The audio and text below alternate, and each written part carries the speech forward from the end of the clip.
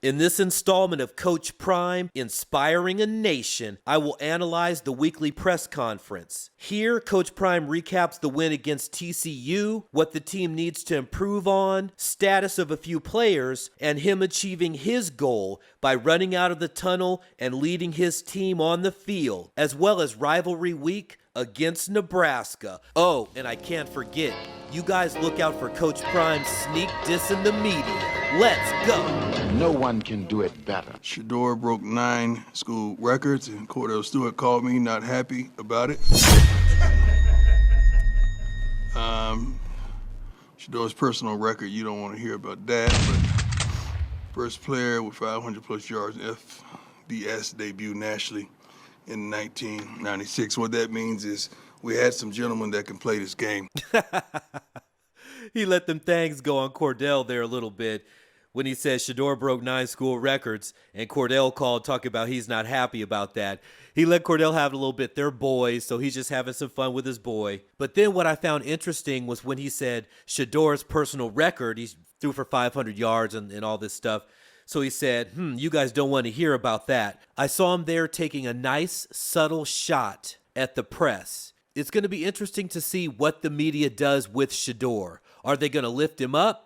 Are they going to try to downplay him? Because he's clearly going to be a Heisman candidate. So that's going to be interesting. Let's make it happen. Do you have to sell giving up I the head coaching role? I don't sell. All right, so is there anything about having to step down from a head coach to come be an OC? A tremendous opportunity. Not just the players seek opportunities. I think the coaching staff as well. We still have several coaches on the staff that their dreams and ambitions are to be a head coach at a Power 5 level. And it's my objective to help them get there. I want that for them more than anything, especially since I know that's what they desire. I'm going to help them get to that point. Coach Prime shuts dude down right there. He immediately shut him down and said, I don't sell. And he doesn't. He doesn't have to sell these coaches. He's given them the biggest opportunity that they may ever have in their entire life.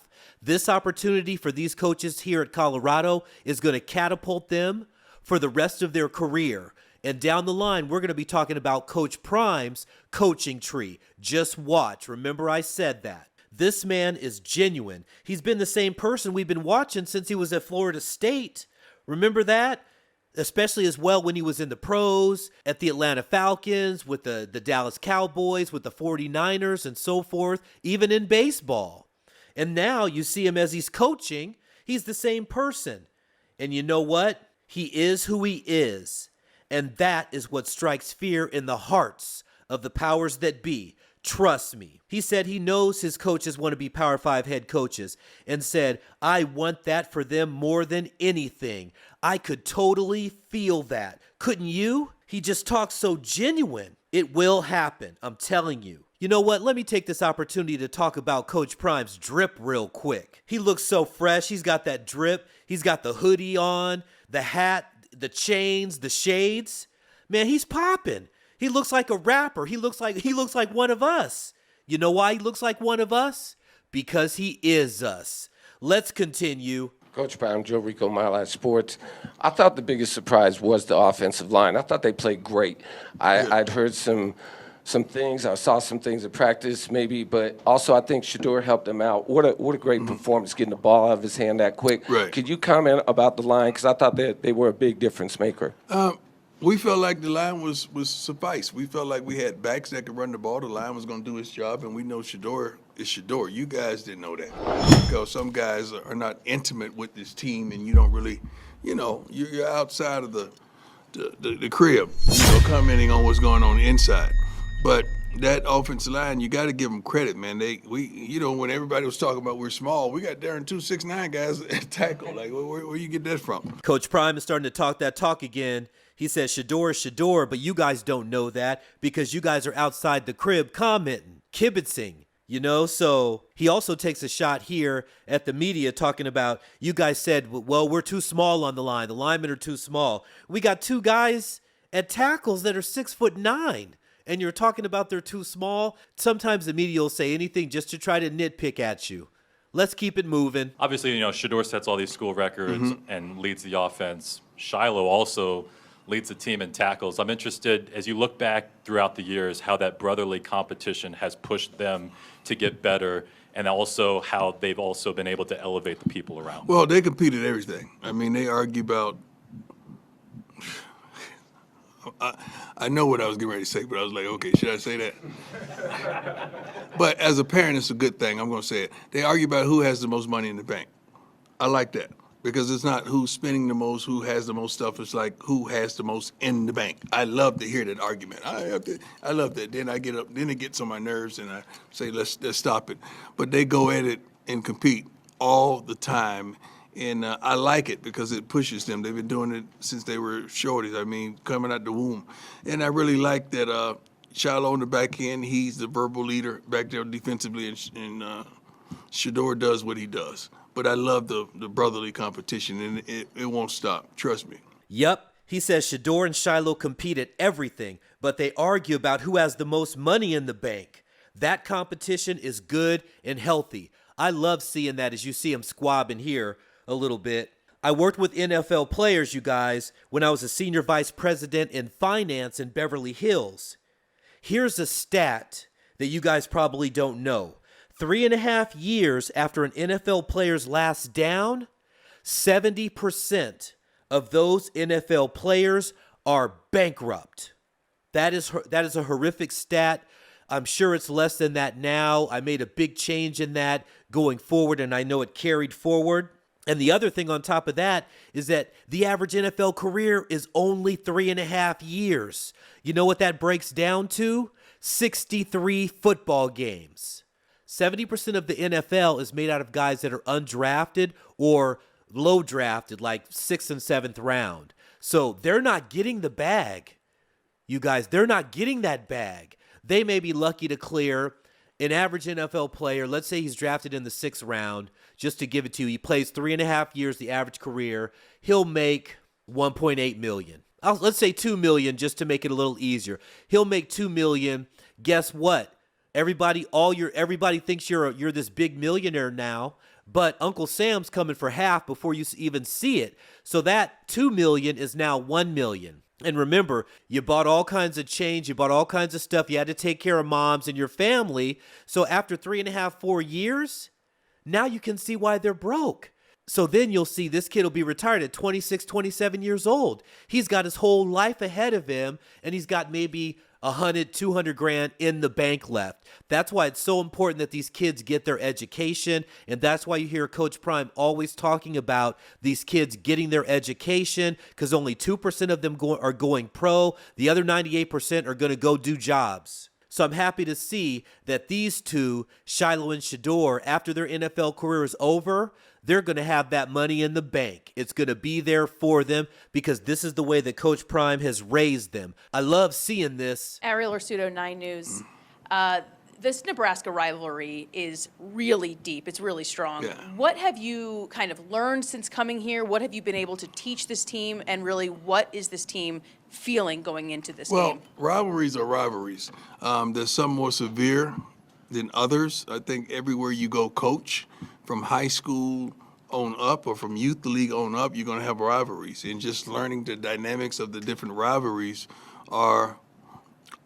I like it. It's delightful. So I've learned the severity, the serious nature of this rivalry, and I'm embracing it 100%.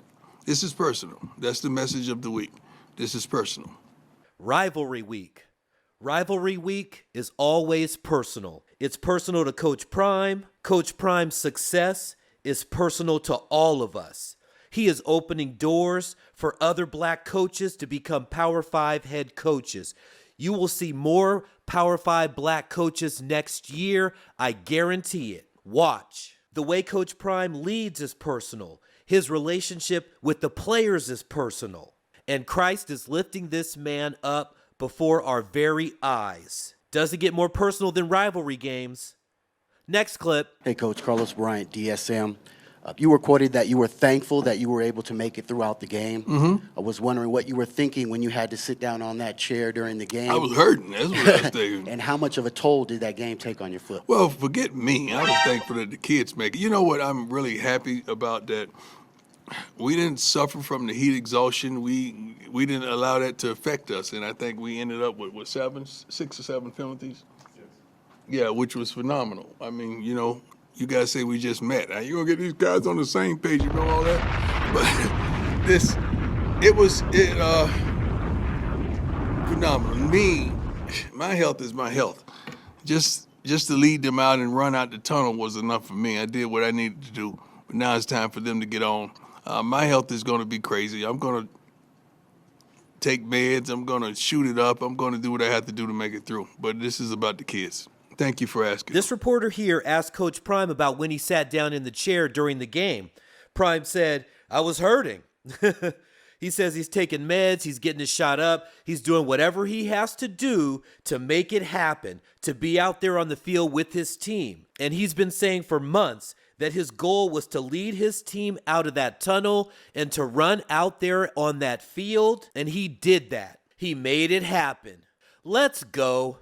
Hey, Coach. Jack Harlow with Buffalo's Wire. On Saturday, I don't think we saw Alton McCaskill or Cormani McLean. Just wondering if you could give us an update on those two. Well, Kamani has to be ready. He has to get ready. He has to get ready to play. McCaskill, he's close. He was mad today because he took it upon himself to take his gold jersey off on himself and not, you know, we didn't tell him to. I'm like, I don't want you hit in practice. I want you to make it to the game. But he wants it so bad. He wants it right now. And we're going to monitor him and see. He shouldn't have. I wanted to take him, but he shouldn't have dressed out. I wasn't going to play him. That wasn't going to happen. But the kid wants to play right now. Now we got to make sure he's ready. He's prepared. Okay, Cormani McLean. Cormani McLean, Coach Prime says, has to get ready. Remember, Cormani McLean was the #1 player in the nation, but he is a true freshman, and he came in at summer camp. Not like Dylan. Remember, Dylan was there at the beginning of the spring. So Dylan had the whole spring as well as the summer. Coach Prime's not going to just give anybody anything. It will be earned, and Cormani will respect Coach Prime even more for it, and it will feel and be that much better when he gets it. Look for him to make a breakout in Game 3. Now, for Alton McCaskill, he's recovering from an ACL surgery that he suffered at Houston. I tore my ACL playing ball too. It's a grueling process, 9 months to come back. It's tough. Coach Prime thinks he's not ready yet, so he's protecting him from himself. As a player, you just want to go out there and make it happen. Other coaches would have just put him out there, and if he got hurt, he just gets hurt. A lot of coaches, you guys don't really care about the players. They're just using them. True story. Coach Prime really knows these kids. He really cares about these kids. He knows their families, and he wants the best for them. That's the difference. Coach Prime is protecting him so that he can have a successful pro career in the NFL. And that's what it's all about. That's what this kid wants. All praises to the Most High. Hey, Coach. Brian Howell. How you doing, Daily sir? Camera. I'm good. How are you? Good. I know, as a coach, you mentioned the other day, you're already looking forward to the next one as soon as that one was over. Yeah. As you watched film, what are some things you saw that this team needs to get better at, especially defensively? Us? Yes. We got to stop the run. We're at 25? Yes, sir. I ain't mad at that. When the last time we've been ranked? A little bit in the COVID season before that, 2016. Congratulations on that. This reporter asked Coach Prime, what do you guys got to do to get better? Coach Prime simply says, we got to stop the run. You got to stop the run in football. If you don't stop the run, you're done. If you don't stop the run, you're done. True story. But you know what? You know what you got to do in life? You know how you stop the run in life? It's by getting on your knees and praying every day. That's what I do. That's how I stop the run of Satan. I make that happen. What about you? Then another reporter says, we're ranked number 25. And then Coach Prime says, oh, when was the last time we were ranked? The guy says like a long time ago, something like that, 1996 or something. Trust me on this. He knew the last time that they were ranked. He just wanted to show what he's doing, how good of a job he's doing to shut down the naysayers and the haters. Put respect on Coach Prime's name. All praises. Like we always do about this time. We bring inspiration for the nation. I got 2 verses I want to bring out for you guys for your edification. Remember how I was saying that you should get on your knees every day to stop the run by praying? That's what I do.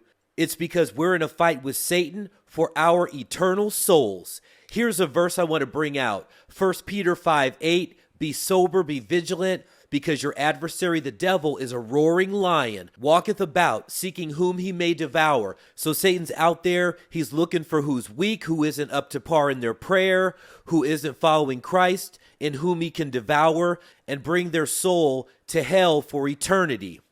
Last verse, Coach Prime is always talking about thankfulness. And I'm telling you, that spirit is what's bringing so many blessings to this man. So here's a verse on thankfulness. 1 Colossians chapter 3, verse 15 through 17. And let the peace of God rule in your hearts, to the which also ye are called in one body, and be ye thankful. Let the word of Christ dwell in you richly in all wisdom, teaching and admonishing one another in psalms and hymns and spiritual songs, singing with grace in your hearts to the Father. And whatsoever ye do in word or deed, do all in the name of Christ, giving thanks to Yah. So there you have it. Be thankful and let the peace of God rule in your heart. Make sure you guys go over to Well Off Media and subscribe, as well as to the pregame. They're doing wonderful work over there. Go check them out. All the hottest Colorado highlights. All praises to the Father, Son, and the Holy Spirit. This is Crown Prince Media. I am the Crown Prince. Let's go. Hey, Stuffers on me. Stuffers on 3. 1, 2, 3. Stuffers. No one can do it better. No one can do it like that. No one can do it better.